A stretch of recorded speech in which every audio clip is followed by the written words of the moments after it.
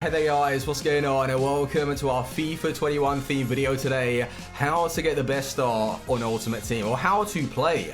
There might be a load of you watching this video right now that are new to FIFA and you don't know your way around things, and especially with what EA have included in the game this year, you're going to be wanting to at least understand the basic fundamentals. And if you're going to be running an RTG, which is a no money spent road to glory, where you start literally with nothing and you work your way up to something, you're going to want to know some of these tips. And if you do find anything helpful today, and if you weren't aware of it before watching this video, dropping a like would be awesome. And if you are new to the channel and you want to follow my series over the course of the year and see where I get, I'm trying to push for top 100, top 200 and all that good stuff, then hit that subscribe button. So shall we start? Let's go. Hopefully you like the look of the video as well. I spent some time editing it. So early access anyway, number one.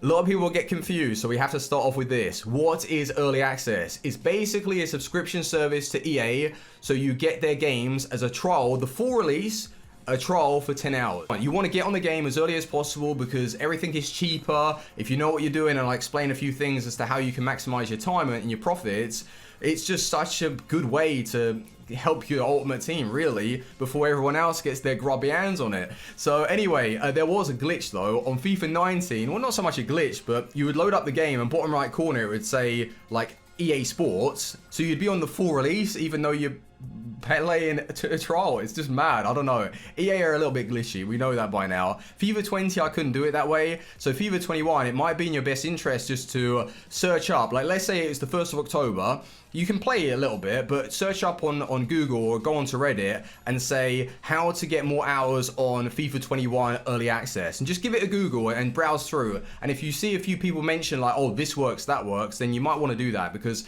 getting more than 10 hours is going to really help you in the long run. So early access, that's all being cleared up. Let's move on. Division rivals. Now this is huge for FIFA 21, especially if you're running an RTG, okay?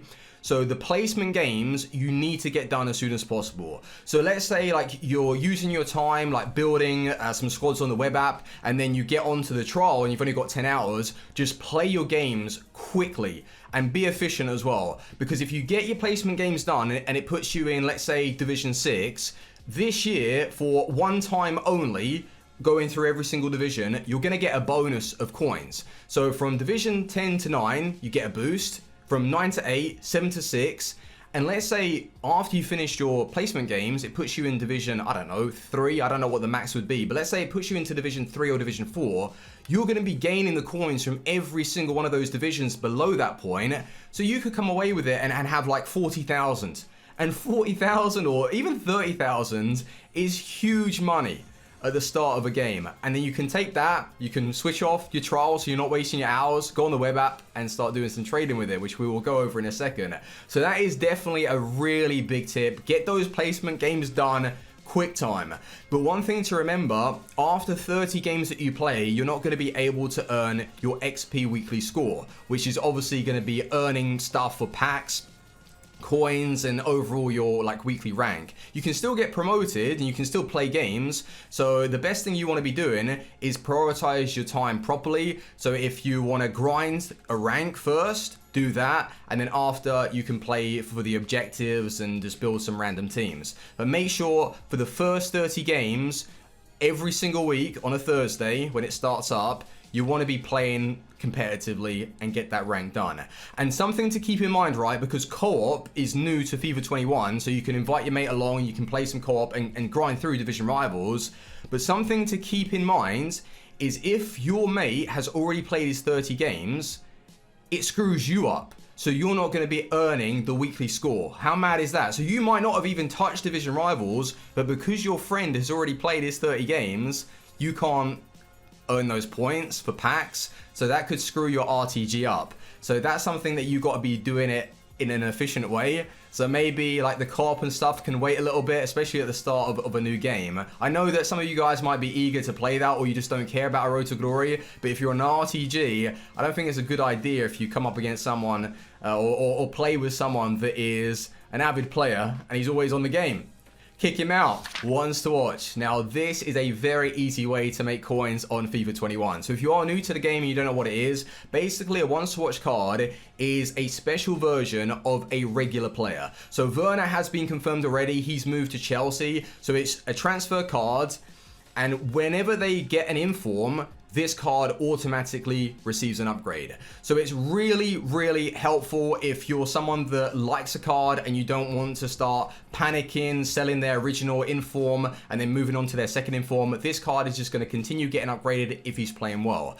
Now, why is this profitable? Because if you can get on the game on the 1st of October, leading up to the 9th at 6 PM, this is when the ones to watch players will go into packs for a week, I believe it is. So you're going to be wanting to pick up the regular versions of these ones to watch players. Someone like Werner, he might be, I don't know, 40,000, 50,000 coins during the web app days and an early access, and then worldwide release. Because he's not in packs now, because he's been given this one to watch card and his regular card people want anyway, that's not in packs. He's going to continue it going up and he might hit like 110,000, 120,000. He might be more expensive. This is just like a price prediction.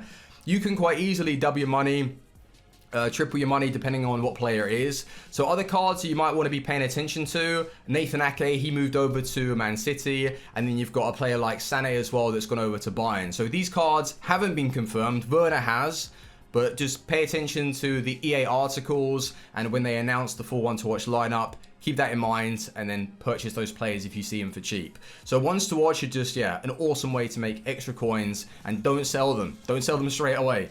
That's a bad mistake. Consumables. Now, what was I saying last year? On FIFA 20, I recommended for you guys to pick up some fitness cards, because if you can buy them for like 300 coins during early access or the web app days, they're going to increase to 1,000 coins in no time, especially with the amount of people that want to play the weekend league. So if you were someone that was having that in mind of just keeping hold of a load of those cards and then making profit, you're out of luck, because EA have removed fitness cards and player training. So those attributes that give them like +10 or +5 in different areas. So all of that stuff has been removed. So what does this mean for trading? Well, bronze pack method won't be as profitable, because when you hit one of those fitness cards, it basically pays for 2 packs. Obviously, bronze pack method will be useful in a way, because you'll still need bronze cards. Like the Irish league players, I think I remember for one of the SBCs, they shot up. The Liverpool cards as well, the bronze cards, they went up to like 10,000 coins. So it's one of those things that I don't think it's going to be used as much by a lot of the players that do play the game. But one thing to keep in mind as well, the player healing, they have removed all but 2. So you know the individual like knee ones, head ones, the injuries, they're all removed from the game. So the only ones that are left are rare healings and non-rare all healings. Okay? So this could mean that the market could be a monopoly. Let's say a lot of people get together and they just want to fix the price of these healing cards, and you're basically forced to purchase them. That's a problem. And if FIFA 21 is injury happy, then maybe that's going to be taking the place of fitness cards in a way. So instead of you having to pay like 1,500 per game or 1,002, however much you would spend, maybe the injury cards, you're going to be seeing a lot more injuries. We don't know. It's hard to predict. Another thing that I think is going to be something you want to be paying attention to are the Anchor Chem styles and also Hawk Chem styles. With the new like positioning, personality and AI intelligence, EA keep saying that they've made attacking positioning a lot better. So when you go and bring in a player, you're going to be wanting to look at that stat. And also defensively, it is aggression and strength and also defensive awareness. Now the 2 chem styles that tick all of those boxes and make it so much better for your players is Anchor and Hawk. For the attacker, obviously Hawk, and defender, Anchor. So I wouldn't even be shocked to see a lot of these like chem styles start going through the roof. I'm not going to say overinvest, because EA also mentioned that they're going to increase the actual pack weight of them, but Hunter Chem styles, Shadow Chem styles, you literally can't go wrong. So at the start of the game, if you see them for like 2,000 coins or 3,000, I know that if you're running an RTG, that is quite a lot if you haven't really been given anything in your starter packs, but it really will help you in the long run. Like they usually hit like 9,000 coins, 8,000 coins with these. So you're basically doubling or tripling your money with the Hunter and Shadows. But Anchors and also Hawks, something maybe that eventually as the game goes on, you'll be seeing a lot more people use it. I know, but personally myself, I want to be using those. And keeping in theme with the consumables, what's going to take the place of like fitness cards and similar things to that are club like tifos and also club stadium themes. So you know how at the start of the game a Man United badge will be like 3,000 coins, or Barcelona, like popular kits and badges, they're usually expensive. I think this is going to be the same case for tifos and stadium designs. So if you get in early and just have a look at the market and you see like, I don't know, a Man United tifo for 200 coins, I would personally recommend picking that up, because you could quite easily get 1,000, 2,000 coins, and it's easy ways to make coins on an RTG. So consumables, we've covered it. Trading, something that I'm going to be doing quite a lot on FIFA 21, especially inside of my own RTG.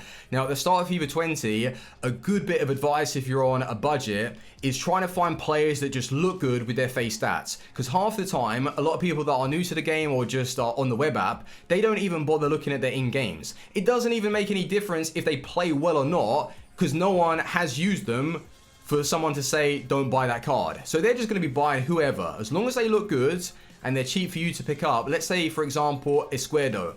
Premier League, he was playing for Brighton, and it was such a nice like face stat card with his pace, dribbling and shooting was like average. It was okay. I was picking up for like 900 coins and selling him for like 1,003, 1,004. Just easy profit over and over and over again. And then before you know it, you've got 20,000 to start moving on to the higher rated players. So that's really good advice to do, especially low budget trading. And then you've got like a no-go. You do not want to sell your super high rated pools. If you get lucky anyway from your loyalty packs and you hit Messi, Neymar, or whoever, Mbappe, they will continue to go up over months. So don't sell them too early. I'm not saying don't get rid of like an 84 or an 85, although it might be better off if you're not a good trader to keep hold of those, because they're going to also increase. But let's say you are a decent trader and you know what you're doing. You sell those, you take maybe a little bit of the profit that you would have got, and then you put that back into the investments and start trading with that. So basically you're maximizing your profits. Instead of waiting for the market to increase, you're just jumping ahead a little bit and using your own knowledge when it comes to the market and trading. So that's definitely a good bit of advice. One thing that I've actually learned from the mistake is holding on to too many informs. Now, I used to do this like every year, pick up just so many. FIFA 19, it didn't really work that well. I had to wait ages, and then FIFA 20, it was just awful. The wait and return to get anything from your like 10,000 coin informs is just, I just don't think it's worth it to fill up your trade pile. I saw a quicker return out of like 87 pluses or 88 SBC fodder cards. So that's something that I would definitely recommend to do instead. If you're someone that is buying like FIFA points and you're investing money into the game, just pick up 87 pluses, hold on to those. It might take, I don't know, 4 weeks, 3 weeks, 4 weeks, and especially with the player of the months that we'll speak about in a second, you're going to be seeing a decent return. So that's like a long-term investment, but it is a guaranteed profit. They always go up. You can't lose coins. It's just you need coins to make coins. You get me? Okay, anything else that we want to be going over? Advanced SBCs. Now, this is definitely huge. Now, it's easy for everybody to say like, oh, sell everything that you get from the packs, the loyalty packs, and then put that into like investment and trading. Although, yeah, that isn't bad advice. Like, you can make a lot of profit from that. But one thing you want to be doing is quickly go on the game, see the advanced SBCs, and making sure that your players that you've pulled aren't in any solution. So I'm talking if you go on Footbin, Foothead, Footwiz, whatever like Ultimate Team third-party website that show you the squad building challenges, you're going to be wanting to pay attention, because instead of getting rid of that card for 500 coins, you could have made like 10,000, 7,000, however much they're going to be selling for. And if you want to go one step ahead as well, another thing that is really, really profitable is if you build the solution yourself. So if you're early and you build it cheap and you put it on Footbin, a lot of people will copy that. So then you can start investing in the cards that you've put in, and then you can just see the coins start rolling in. So that's something that's a little bit more advanced, and it's really what I want to personally do myself. I'm going to get a little bit of advice and help and try and make some Footbin solutions and make a lot of coins at the start of the game. But hey, that's what you'll see on the RTG. Objectives, new to FIFA 21. Well, not exactly. Like, you're still gonna have your weekly objectives, but you've got team objectives, and also global ones. So the team, if you see the one side has like, let's say 1.5 million users and the other team has 500, don't be scared to join the one that has less, because it basically goes off of an average. So if a team isn't really putting in the work and they've got so many players, they're going to get screwed over. Whereas if the team with 500,000 are all chipping in with 1,000 XP, 1,005, then you're going to get the reward. So I wouldn't pay too much attention to that, but this is something that you're going to be wanting to definitely like navigate to and play. Just play. Like, the objectives are going to give you bonus coins, bonus packs, TIFOs. Well, TIFOs are relevant. They're not going to help you like build up your ultimate team. But the packs and coins, any bonus at the start is definitely going to be beneficial to you to get your hands on them. So just play the game. Play the objectives. Have a look to see if there is one during early access, or as soon as the game releases on the 6th for worldwide. Just get your team games done. And for the global ones, I don't think you need to actually focus on too much. You just have to play like 1 or 2 games and just complete one objective, and then that adds to the overall rank. So you're basically working together as a community for the global one, and then for the team one, obviously the community is split into 2. And you earn coins and you earn packs that way. Player of the month. So this is where the in real life performance has its say inside of Ultimate Team. So every month, if a player has done well for that month, they're going to be receiving an SBC card. So for the Premier League, Liga 1, Bundesliga, and La Liga, they all get one, which is a lot of content. As well as Serie A. Well, this is a question mark because we don't know. They have never released a Serie A Player of the Month, but with all of the licenses that they've been able to gather up, they might drop one. So it might be in your best interest to keep in mind and keep an eye out on what players are playing well, and just go and pick up like a 78 rated or higher player from that club, from that league, from that nation, and just keep hold of them, especially if they are cheap on the market, because the amount of money that you can make, because everyone wants to do SBCs, and especially like a player of the month as well, and it'd be better off if like a lower rated player actually wins it, because it makes it more accessible to a lot of other users on the game, so more chance of those players going up because everyone is doing it. So I'd say that, yeah, your players you want to be picking up like 78 rated or higher, just so you cover yourself for the rating. Like, no one's going to want to go and purchase a 75 rated player from the required league or club, because then that just means they've got to spend more. So if you go and pick up, I don't know, 78 or 79, somewhere around there, it just means it's a better investment. So I would pay attention to player of the months, especially for making coins, and even just doing them yourselves, because they might be really good cards. Like at the start of the game on FIFA 20, we had Pookie, and he was really, really good, and I'm pretty sure you needed Norwich players to complete that. So it's just the same premise. You just want to keep an eye out which players are playing well. You can use like different websites to tell you, and then just pick up a few of those cheap cards. Like, sometimes your investments won't be the correct ones, but usually you can get an idea as to what they're going to ask for. So yeah, if you invest, you're going to make money. But don't just go full on invest in player of the month. Just spread everything out. Like, do a little bit of low budget trading with those like meta-ish looking cards, which is what I do. Maybe do some chem style trading with like hunters and shadows that are really going to be cheap during the web app days. And that is really how to get the best start on Ultimate Team. And if you want to drop in the comment section and give other people some advice, maybe things that I've missed out, add to the collection, help everybody out, and good luck on FIFA 21. So thank you very much for watching. If you have enjoyed and you found any of this helpful, please do drop a like and maybe a subscription to the channel, and I will see you tomorrow. Team out. Peace.